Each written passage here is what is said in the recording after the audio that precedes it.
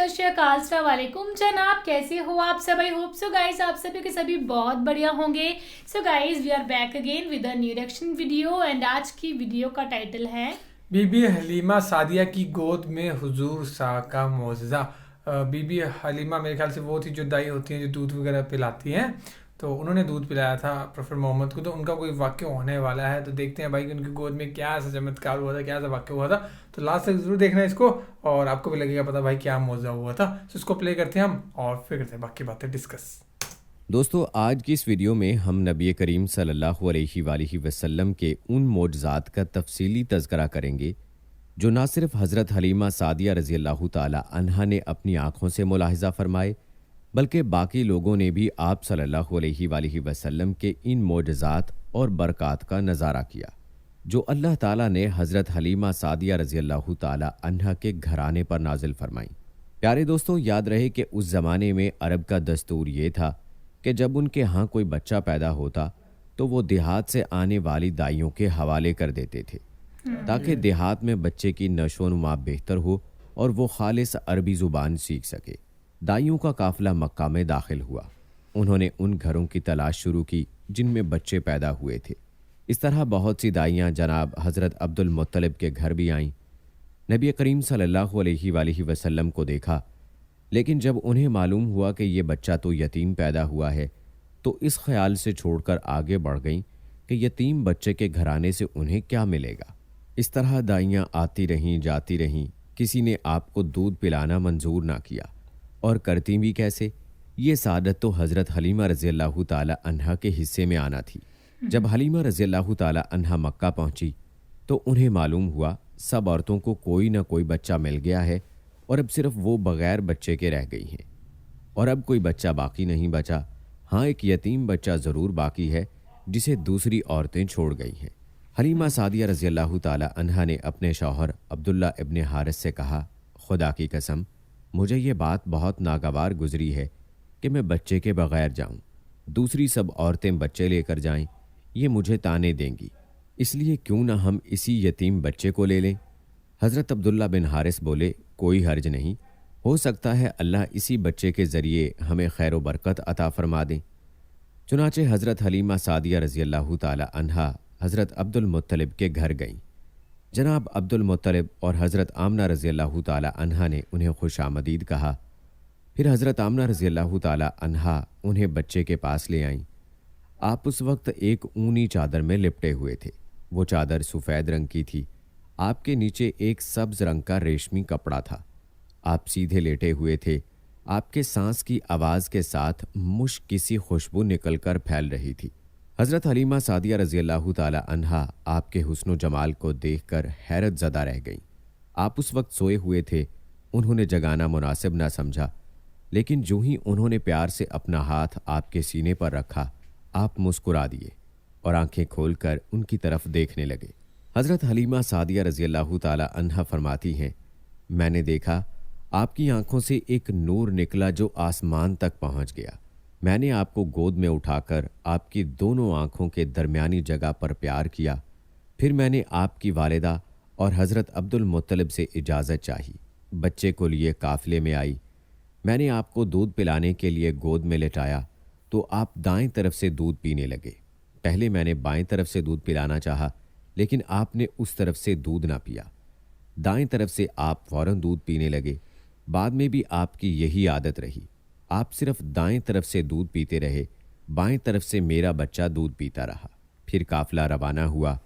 हज़रत हलीमा सादिया रज़ी अल्लाह ताला अन्हा फरमाती हैं, मैं अपने खच्चर पर सवार हुई, आपको साथ ले लिया। अब जो हमारा खच्चर चला तो इस कदर तेज़ चला कि उसने पूरे काफ़िले की सवारियों को पीछे छोड़ दिया।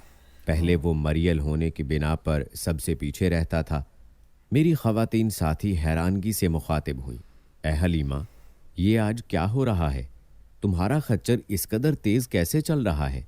क्या ये वही खच्चर है जिस पर तुम आई थी और जिसके लिए एक के कदम उठाना मुश्किल था?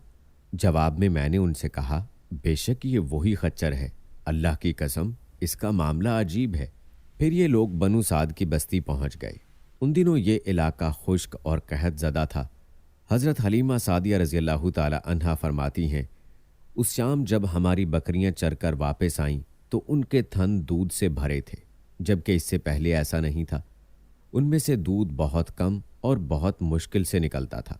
हमने उस दिन अपनी बकरियों का दूध दोहा तो हमारे सारे बर्तन भर गए और हमने जान लिया कि ये सारी बरकत इस बच्चे की वजह से है। आसपास की औरतों में भी ये बात फैल गई। उनकी बकरियां बदस्तूर बहुत कम दूध दे रही थीं।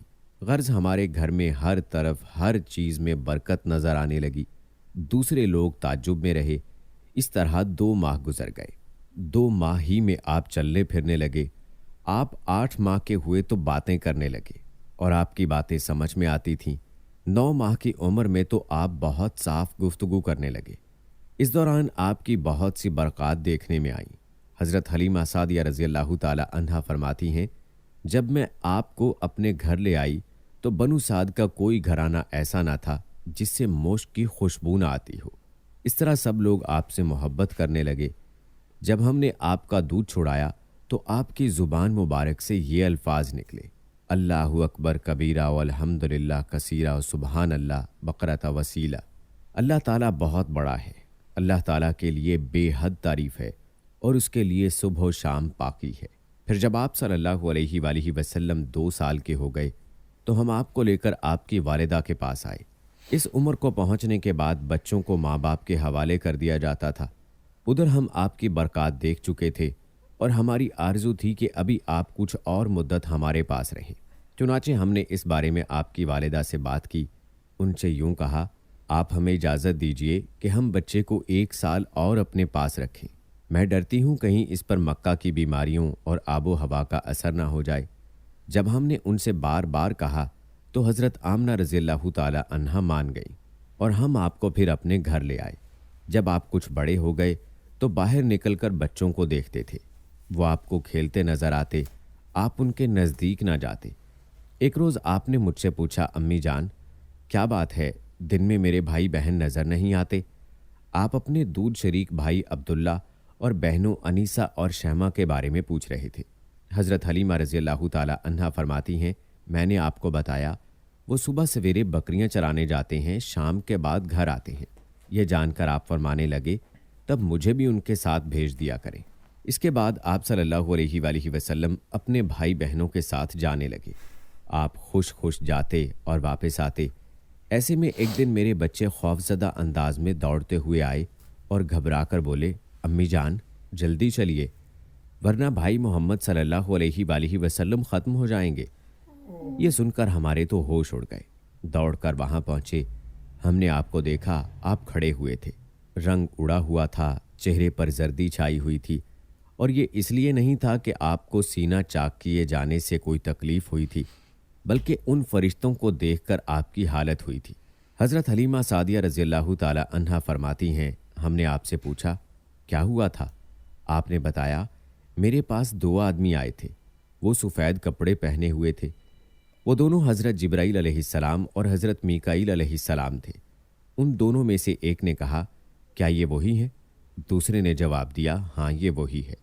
फिर वो दोनों मेरे करीब आए, मुझे पकड़ा और लेटा दिया। इसके बाद उन्होंने मेरा पेट चाक किया और उसमें से कोई चीज़ तलाश करने लगे। आखिर उन्हें वो चीज़ मिल गई और उन्होंने उसे बाहर निकाल कर फेंक दिया। मैं नहीं जानता वो क्या चीज़ थी। उस चीज़ के बारे में दूसरी रिवायात में ये वजाहत मिलती है कि वो स्याह रंग का एक दाना सा था। ये इंसान के जिस्म में शैतान का घर होता है और शैतान इंसान के बदन में यहीं से असर डालता है। हज़रत हलीमा सादिया रज़ियल्लाहु ताला अन्हा फरमाती हैं, फिर हम आपको घर ले आए।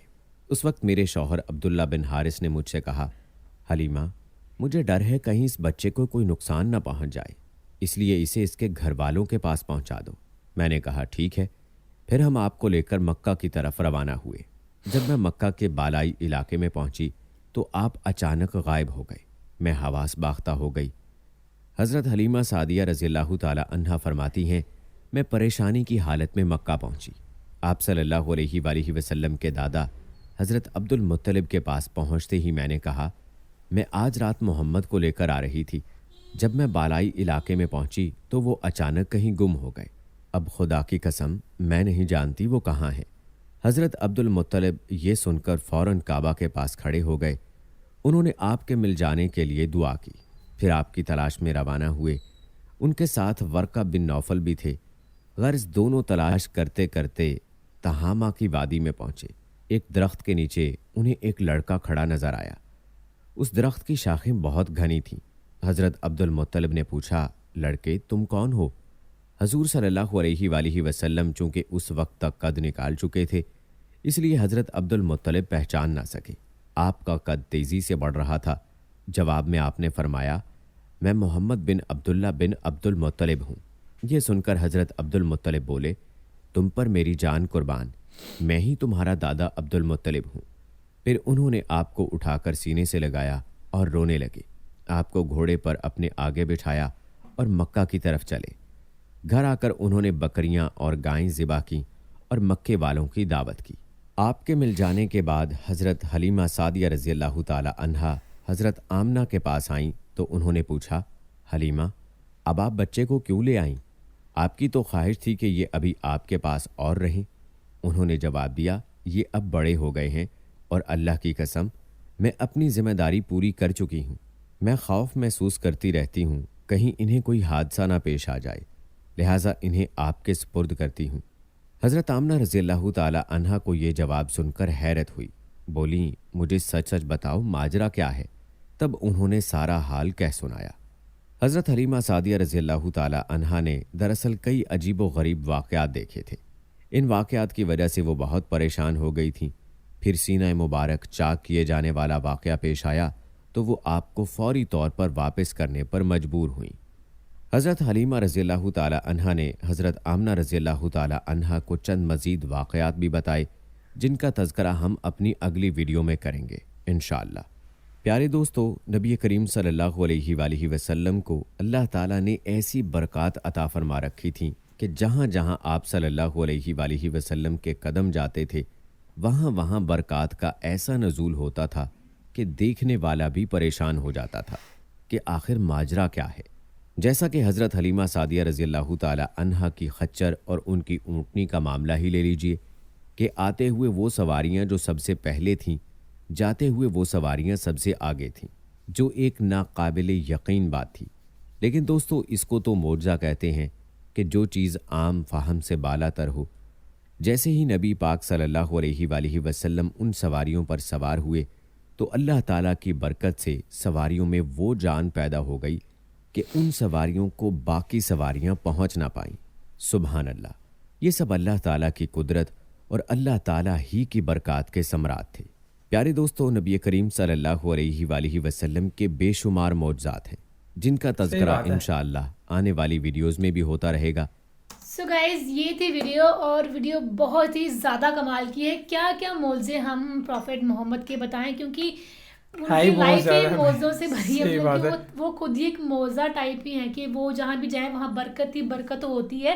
جیسے کہ ہم نے اس ویڈیو میں سنا کہ ایک خچر جو مطلب جو بالکل بھی چلتی نہیں تھی، اس کے اوپر جیسے وہ بیٹھے تو وہ سب سے آگے ہو گئی، اور ایک اونٹنی جو بالکل بھی دودھ نہیں دیتی تھی، انہوں نے جیسے اس کا دودھ پیا تو وہ بھی بھائی دودھ دینے لگ پڑی۔ معجزے تو بہت زیادہ ہیں بھائی، ہم نے بھی بہت زیادہ سنے ہیں، پر اس سے بھی زیادہ ہوں گے تو ہم دیکھتے رہا کریں گے، وہ آپ ہمیں ریکومنڈ کرو گے۔ ایسے ہی ہم نے کم سے کم یہی 8-10 معجزے سنے ہوں گے ابھی، پر بہت زیادہ ہوں گے بھائی۔ اتنے ٹائم میں اتنا ٹائم انہوں نے اسپینڈ کرا تو بھائی ہر دن میرے خیال سے معجزے ہوتا ہوگا، لوگوں کو پروف دینے میں تو کچھ نہ کچھ معجزہ ہی رہتا ہوگا، تو بہت زیادہ ہوں گے تو وہ بھی سنیں گے۔ ویڈیو بہت کمال کی تھی۔ آپ کو کیسی لگی ویڈیو بتانا، ریئیکشن کیسا لگا یہ بھی بتانا ہمیں، اور اپنی ویڈیوز ضرور سجیسٹ کرنا کمنٹس میں یا انسٹاگرام پہ۔ سو باقی اس ویڈیو میں guys, thank you so much for watching the video. ملتے ہیں نیکسٹ ویڈیو میں۔